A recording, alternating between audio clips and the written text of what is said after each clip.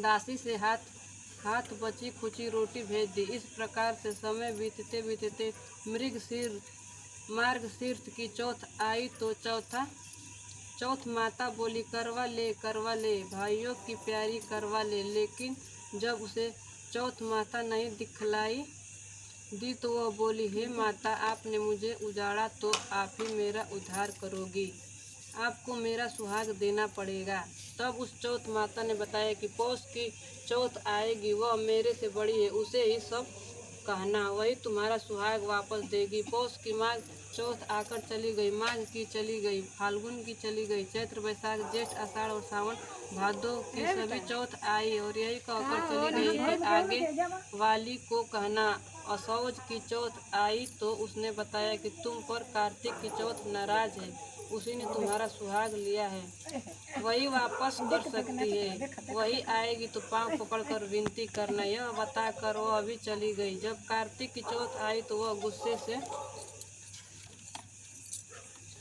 से बोली, भाइयों की प्यारी करवा ले, दिन में चाँद उगानी करवा ले, व्रत खंडन करने वाली करवा ले, भूखी करवा ले। तो यह सुनकर वह चौथ माता को देखकर उसके पांव पकड़कर गिड़गिड़ाने लगे, हे चौथ माता, मेरा सुहाग तुम्हारे हाथों में है, आप ही मुझे सुहागिन करे। तो माता बोली, पापिन हत्यारिन, मेरे पांव पकड़कर क्यों बैठ गई?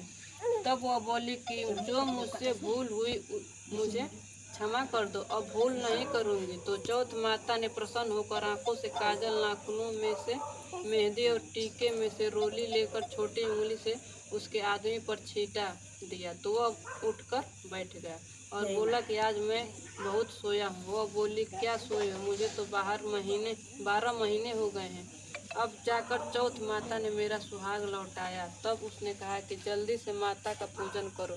जब चौथ की कहानी सुनी, करवा का पूजन किया तो प्रसाद खाकर दोनों पति पत्नी चौपड़ खेलने बैठ गए। नीचे से दासी आई, उसने उन दोनों को चौपड़ पासे से खेलते देखा तो उसने सासू जी बात प्रसिद्ध होती गई कि सब स्त्रियां चौथ का व्रत करे तो सुहाग अटल रहेगा। जिस तरह से साहूकार की बेटी का सुहाग दिया, उसी तरह से चौथ माता सबको सुहागिन रखे। यही करवा चौथ के उपवास की सनातन महिमा है। करवा चौथ व्रत का कथा टूक में अति प्राचीन काल की बात है। एक बार पांडु पुत्र अर्जुन तप करने के लिए नीलगिरी पर्वत पर चले गए थे। इधर पांडवों पर अनेक मुसीबतें पहले से ही थी।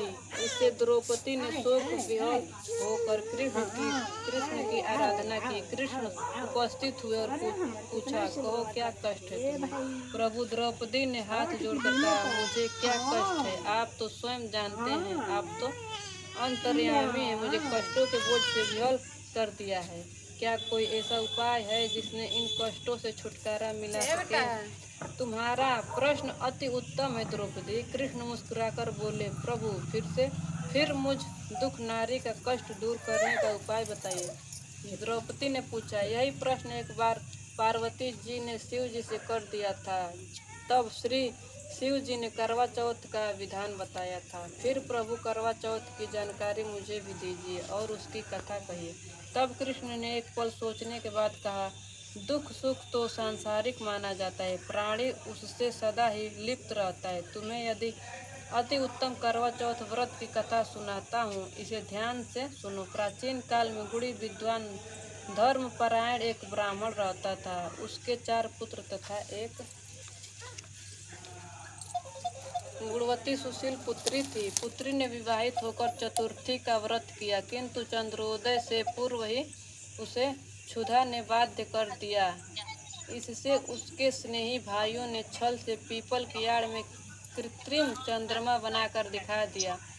लड़की ने अर्ध देह भोजन कर लिया। भोजन करते ही उसके पति की हृदय गति बंद हो गई। इससे दुखी हो उसने अन्न जल त्याग दिया। उसी रात्रि में इंद्राणी भूविचरण करने आई। ब्राह्मण पुत्री ने उससे अपने दुख का कारण पूछा। इंद्राणी ने बताया, तुम्हें करवा चौथ व्रत में चौथ दर्शन से पूर्व भोजन कर लेने से यह कष्ट मिला है। तब उस लड़की ने अंजलि बांधने विनय की, इससे मुक्त होने का कोई उपाय बताइए। इस पर इंद्राणी ने कहा कि यदि तुम विधि पूर्वक अगली करवा चौथ का व्रत करो तो तुम्हारे पति पुनर्जीवित हो जाएंगे। कन्या ने ऐसा करने का वचन दिया तो उसका पति स्वस्थ हो गया।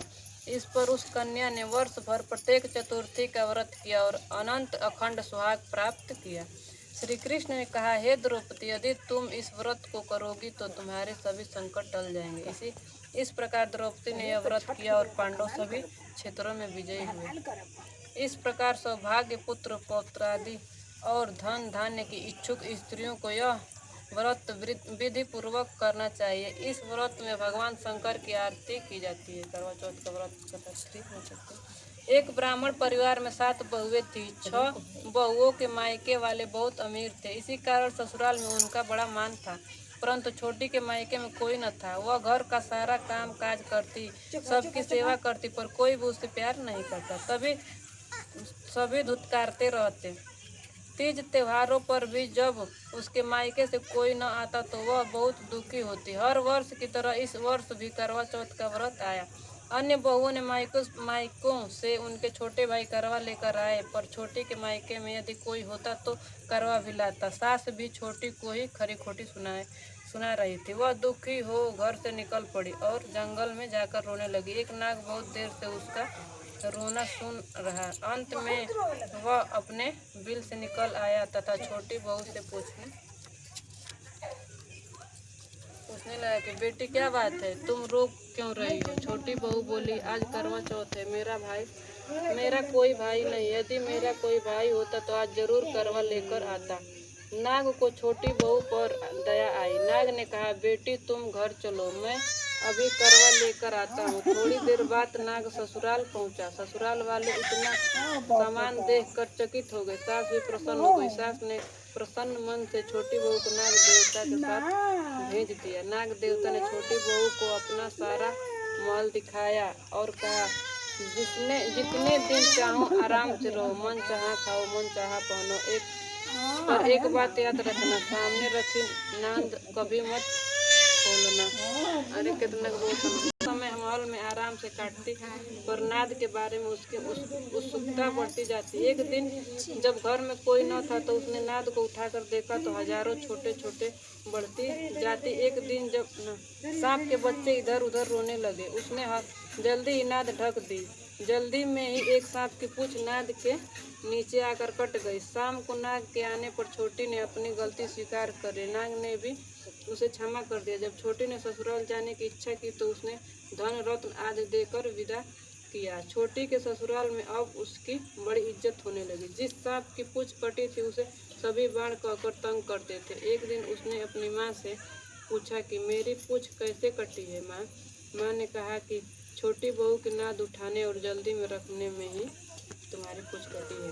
तो वह बोला कि मैं छोटी से बदला लूँगा। माँ ने बहुत समझाने पर भी वह एक दिन चुपचाप छोटी के घर जा छुपा और मौका पाकर उसे काटने की सोचने लगा। वह छोटी बहू और उसकी सास में किसी बात पर बहस हो रही थी तो छोटी कसम खा कर कह रही थी कि मैंने ऐसा नहीं किया। वह कह रही थी कि मुझे बांड भैया से प्यारा कोई नहीं है। उन्हीं की कसम खाकर कहती हूँ कि मैंने ऐसा नहीं किया। बांड ने जब सुना तो सोचने लगा कि जो मुझसे इतना प्यार करती है मैं उसे ही काटने आया हूँ। वह चुपचाप घर चला गया। माँ ने पूछा, ले आए बहन से बदला? वह कहने लगा, माँ बहन से कैसा बदला? तभी से बांडा भाई व छोटी बहन हुए। भाई प्रतिवर्ष चौथ के दिन करवा लेकर जाता और वह बहन बड़े प्यार से करवा चौथ का व्रत करती। प्राचीन काल में करवा नाम की एक पतिव्रत स्त्री अपने पति के साथ नदी किनारे एक गांव में रहती थी। कार्तिक मास से कृष्ण पक्ष की चतुर्थी चौथ के दिन उसका पति नदी में स्नान करने के लिए आया। स्नान करते समय एक मगरमच्छ ने उसका पैर पकड़ लिया। वह करवा करवा नाम लेकर जोर जोर से अपनी पत्नी को पुकारने लगा। उसकी आवाज़ सुनकर उसकी पत्नी दौड़ कर आई और उसने मगर को कच्चे धागे से बांध दिया। मगर को बांधकर वो यमराज के यहाँ पहुँची और यमराज ने बोली, भगवान मगरमच्छ ने मेरे पति का पैर पकड़ लिया है, अतः पैर पकड़ने के अपराध में आप अपने बल से उस मगरमच्छ को नरक में ले जाओ।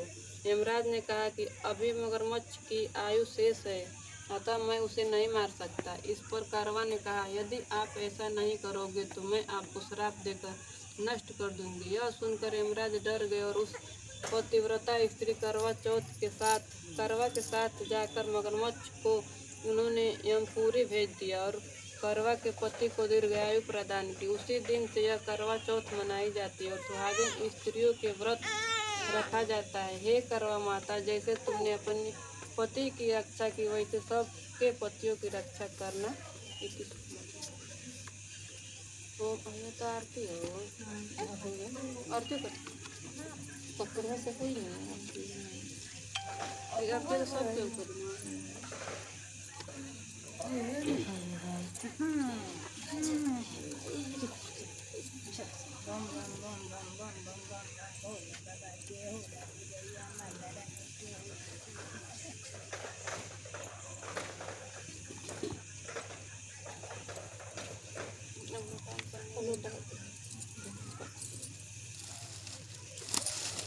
देखा जाए